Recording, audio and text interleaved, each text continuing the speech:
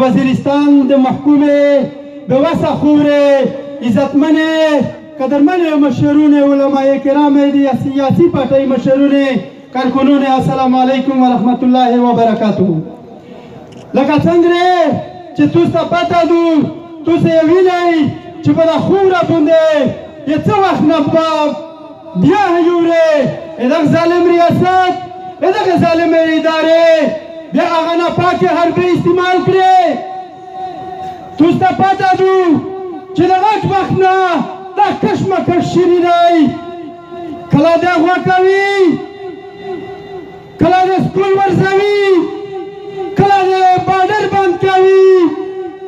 نو یوه پري پلان منصوبه دو د دغه منصوبې نوم دی د تو بارډر بند دی، د توی تعلیمي ادارې بند دي، د تو کاروبار بند دی، د تو ټکادور نه پته غوښته شي.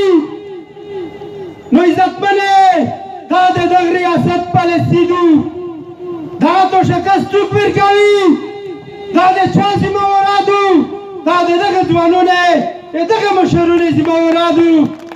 نو عزتمنې که تاسو وکسئ دا نیولي کسون دا سیف الرحمن یا د سره د کسټم ملګري دغه ډاکټر د دغه کیم ګناه کړی و، نو سیف الرحمن خوا سړی و چې بارډر یې خلاصوه، د حکومت ته کاروبار ورکوه، نو د دغه چا جرم و چې روزګار دې ولې ورکړه. ای ډاکټر دا جرم و چې دا بچون ته دوایي ولې ورکوې. نو دا دومره ناپاکه ارادې دي که فکر دې ورته ونه کړه.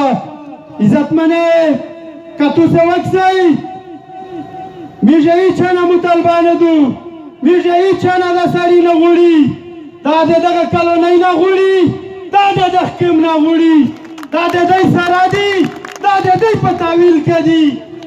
په میټر په کیلومیټر کې یه تو کیمرا لګېدلې دو، یا تو ډرون کیمرې ګرځي.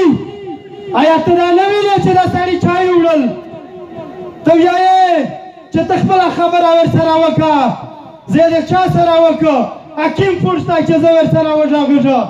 نو عزتمنه نن په دغه ځای کې موږ واضحه فیصله کړي چې روان چې کوم پلانینګ دغه سیاسي خال درته جوړ کړو، موږ انشاءالله روان پروګرامه د کلونۍ مخ وي، دا د کوم مخ وي، دا ته تیار یې، دا ته تیار یې.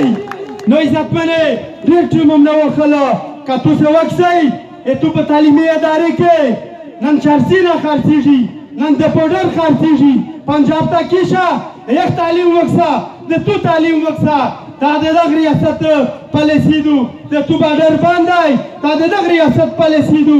نو عزتمنې بچون د هغه کوي قسم مې د رب وي چې که تر یغه پورې دې پرېږدي چې تر څو پورې ذلیل کړی نه وي. نو په دغسې باندې فیصله وکړئ چې موږ انشاءالله دغه ریاست سره تر یغه پورې مقابله کړي چې تر څو پورې موږ ته امن وکړی نه وي. یو د حکومت ته یوه بله خبره کومه چې د خدای دپاره په بال باس باندې رحم وکړئ، د خپل بال باس ته نصیحت وکړئ. نن چې کسې د تو دا بال باس ته سور ستی، نو زه دا سور ستا سول کومه چې د خدای دپاره ستې ودارېږه. په دا سورسي کې تو څه ګټه ولیدله؟ مازدر خبره درته وکړله چې همیشه د لاش په کنده کې ایښوي، همیشه د مردول لاش یې اچولی وي. نو دا د دغه ریاستي ادارې دا عقل در سره چیرې دی، یو 5 کیلو دال درکوي، یو 50,000 روپۍ درکوي. نو د خدای دپاره نو په دغه شي باندې فکر وکړئ. او بل کالش کې ګیلار ته محسوس شوله چې نن په دغه حال کې د موږ هغه قدرمان مشر هغه د موږ ملک، نو هغه خال ته نن نه وه بچر چې په دغه ګروند کې دی موجود وای. آیا د سیف الرحمن د دغه خوره بچی نه و؟ دغه سیف الرحمن یې تاسو سره مشورې نه کړلې؟ آیا نن د شرم مقام نه دی چې دلته مشر موجود نه دی؟ علاوه بیا څه ده چې دا مشرونه نه؟ نو زه وایم چې مشرونه آینده دپاره دغه شي ته فکر وکړه. دا کوم د تاسو په هیله باندې دی ډېر ټیم هم نه وښله. الله هم قدرمن که مهرباني